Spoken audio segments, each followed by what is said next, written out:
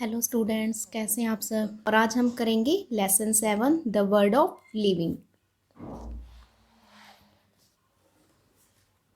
In the primary classes we have already learned about living and non living things. कि primary classes में आप fifth से जो नीचे की क्लासेस होती है सेकंड थर्ड से आ जाते हैं टॉपिक, हम लर्न कर चुके हैं about living and non living things. Living क्या होते हैं, जो सजीव होते हैं, और नॉन लिविंग होते हैं जो निर्जीव होते हैं। जैसे हम इंसान हैं, हम क्या है, लिविंग थिंग्स हैं, और ये बुक है, ये क्या है, नॉन लिविंग है। We are already aware that living things are those which can, और हम इस चीज़ के बारे में अवेयर हैं कि लिविंग थिंग्स कौन से होते हैं, जो ब्रेथ सांस ले सकते हैं, ग्रो बड़े हो सकते हैं, and move on their own और खुद ही चल सकते हैं। Non living things do not breathe grow और मूव, और जो नॉन लिविंग थिंग्स है वो ना तो सांस लेते हैं, ना ही बड़े होते हैं, और ना ही चलते हैं। जैसे अब ये बुक है, ये बुक सांस भी नहीं लेती, ना ये ग्रो करेगी, मतलब जितनी ये बुक है उतनी ही रहेगी, ये बड़ी तो होगी नहीं, और ना ही ये चल सकती है। Listed below are a few objects things. नीचे कुछ ऑब्जेक्ट और थिंग्स दिए गए हैं, हमें इनको क्लासीफाई करना है लिविंग और नॉन लिविंग थिंग्स में। अब लिविंग में देखो कौन से हो जाएंगे, जैसे कैट, कैट हो जाएगा हमारा लिविंग में। बेबी हो जाएगा, ये भी लिविंग में। ठीक है, आगे है हमारे पास एलिफेंट। ठीक है, जो भी इंसान है, जानवर है, बर्ड्स वगैरह हैं, वो सभी हमारे क्या हो जाएंगे, लिविंग थिंग्स। काऊ, ये भी हो जाएगा। रोज़ फ्लावर, कोई भी फ्लावर है, ट्री है, वो भी हमारे लिविंग थिंग्स में होंगे। इसके अलावा जो भी बचे हैं हमारे पास, जैसे कि chair, pencil, shoes and book, ये सब हमारे क्या होंगे, नॉन लिविंग थिंग्स। आगे है, from the above table it is clear that there are variety of living things around us. इस टेबल से हमें पता चल गया, क्लियर हो गया कि बहुत सी वेराइटियां हैं, यानी बहुत अलग अलग टाइप की लिविंग थिंग्स होती हैं हमारे आसपास। All living things have certain common characteristics. कि जो भी लिविंग थिंग्स होते हैं उनमें कुछ क्या है, कॉमन, कुछ उनके करेक्टरिस्टिक्स, विशेषताएं होती हैं। These characteristics are quite different from those of non living things. जो उनके ये करेक्टरिस्टिक्स होते हैं वो डिफरेंट होते हैं किससे, नॉन लिविंग थिंग्स से। मतलब जो लिविंग की करेक्टरिस्टिक्स है और नॉन लिविंग के, दोनों एक दूसरे से बिल्कुल अलग होगी। Let us try to study these characteristics in detail. आइए हम स्टडी करेंगे किसको, जो भी इनकी करेक्टरिस्टिक्स हैं उनको डिटेल में पढ़ेंगे one by one. Do you no virus is a micro organism. अब देखो, जो वायरस होता है ऐसे माइक्रो ऑर्गेनिज्म है विच हैज़ द करेक्टरिस्टिक्स, जिसकी करेक्टरिस्टिक्स होती है of both living and non living things. जो लिविंग भी हो सकते हैं और नॉन लिविंग थिंग्स भी हो सकते हैं। Characteristics of living things. अब हम लिविंग थिंग्स की करेक्टरिस्टिक्स पढ़ेंगे वन बाय वन, उसको डिफाइन करेंगे। So first characteristics is living things are made up of cells. कि जो भी लिविंग थिंग्स होते हैं, ठीक है, जैसे हम इंसान हैं, चाहे कोई बर्ड है, कोई एनिमल है, या कोई भी प्लांट है, वो सब सेल से बने होते हैं। A cell is the basic unit of life. जो सेल है हमारी लाइफ की एक बेसिक यूनिट है, यानी जिसके बिना, मतलब हमारी बॉडी में जो भी सेल है इनका बहुत ही इंपॉर्टेंस है। It is a structural and functional unit of plants as well as animals.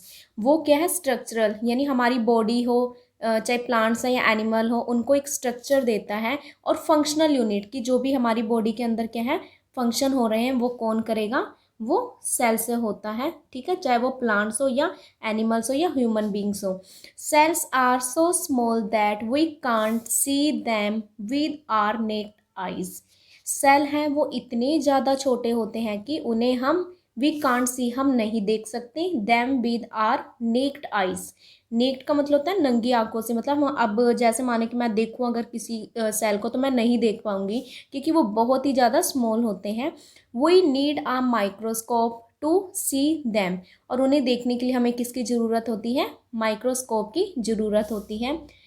Do you know a new born baby has about 2000 million cells. कि एक जो बच्चा होता है, जब उसका जन्म होता है, उसकी बॉडी में 2000 मिलियन सेल्स होते हैं। ये सेल का ऐसे स्ट्रक्चर बताया हुआ है। The number of cells in living things vary over an enormous range, कि जो सेल हैं, ठीक है, लिविंग थिंग्स में वो वरी चेंज होते रहते हैं। अब ऐसे नहीं है कि जो न्यू बोर्न बेबी में 2000 है तो बड़ा होएगा तो तब भी इतने रहेंगे, वो क्या है, उनकी रेंज वो क्या है, चेंज होती रहती है।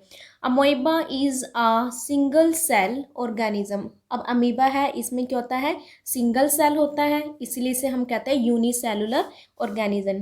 ठीक है, यूनि का मतलब जो यूनि वर्ड का मतलब क्या है, सिंगल। सिंगल, या हम जैसे यूनि का यूज़ वन के लिए करते हैं, सेलुलर का मतलब सेल, यानी जिसमें सिंगल सेल होगा उसे हम क्या कहेंगे, unicellular organism.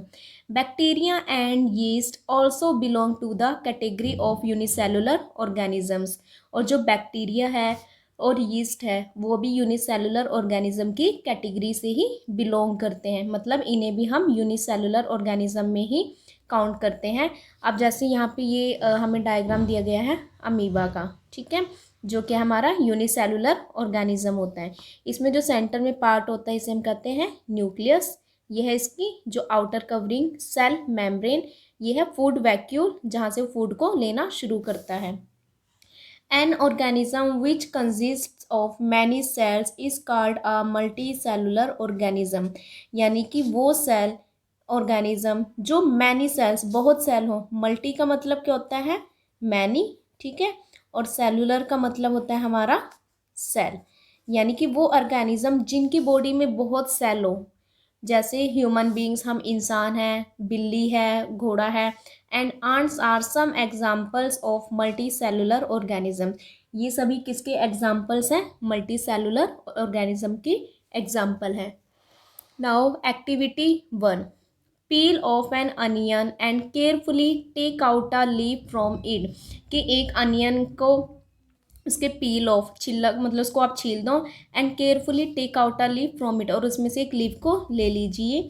Now separate it's membrane, उसका जो मेम्ब्रेन है उसको अलग कर दीजिए। Put the membrane on a neat glass slide. अब जो मेम्ब्रेन है आपने उसको क्या करना है कि ग्लास कंच लेना कोई साफ सा, उसके ऊपर रख देना है। Put a drop of safranin, और उसमें कुछ सेफ्रेनिन की ड्रॉप डाल देनी है, कुछ केमिकल होता है ये, ठीक है, उसको आपने डाल देना है।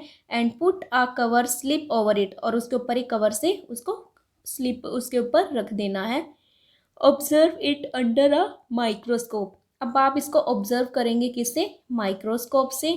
डू यू ऑब्जर्व, क्या आप ऑब्जर्व करते हैं structure similar to the structure shown in the given diagram.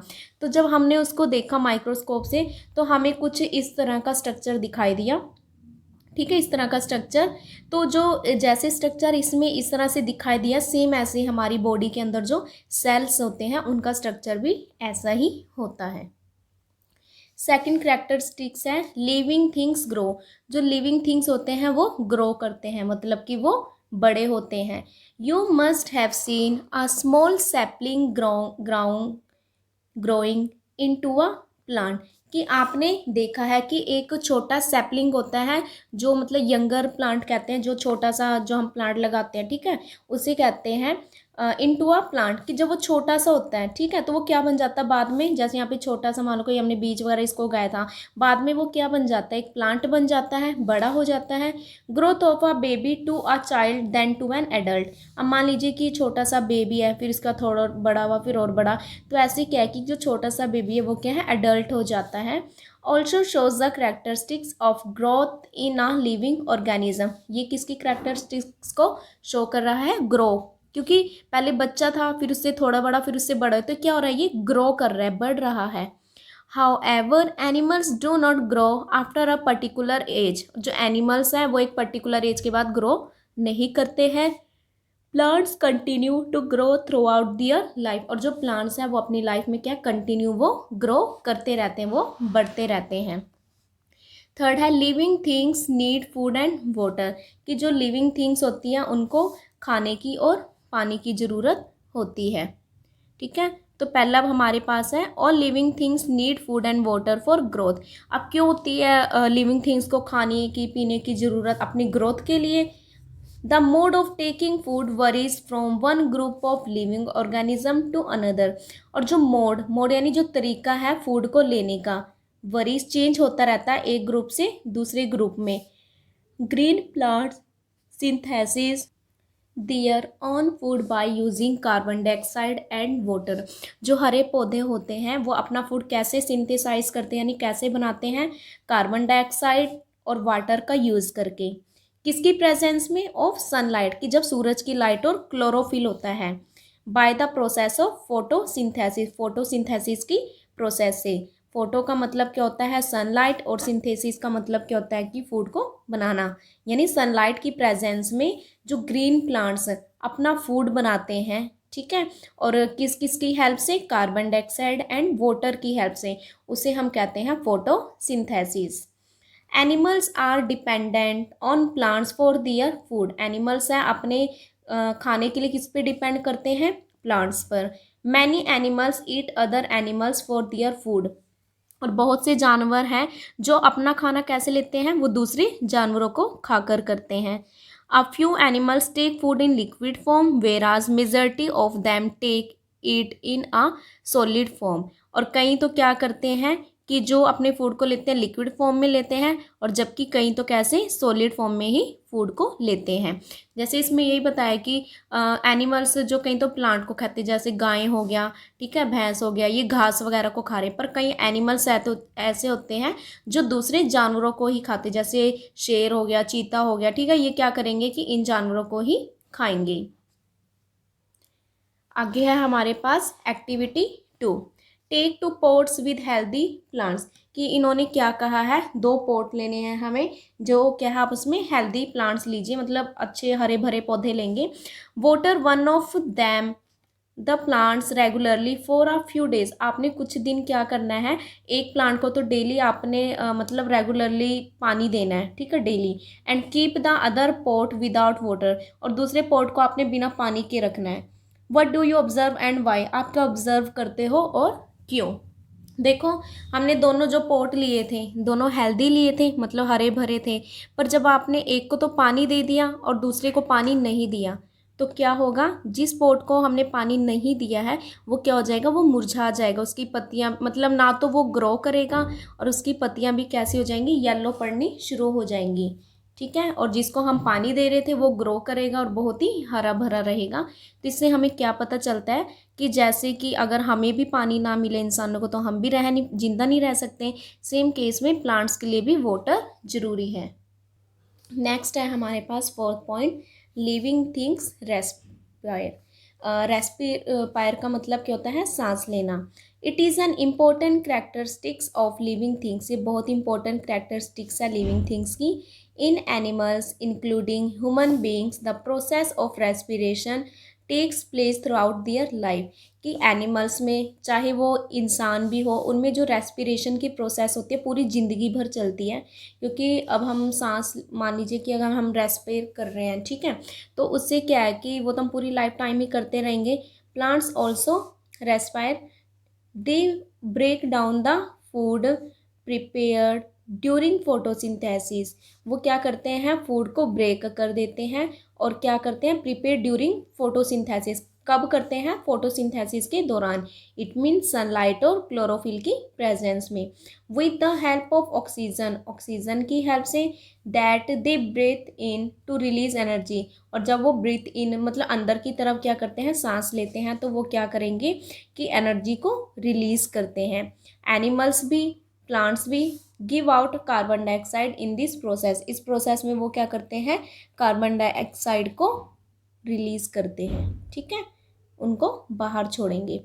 आगे है activity 3, observe a sleeping dog. एक डॉग सो रहा है, आप उसको ऑब्जर्व करिए। Notice the movement of its abdomen.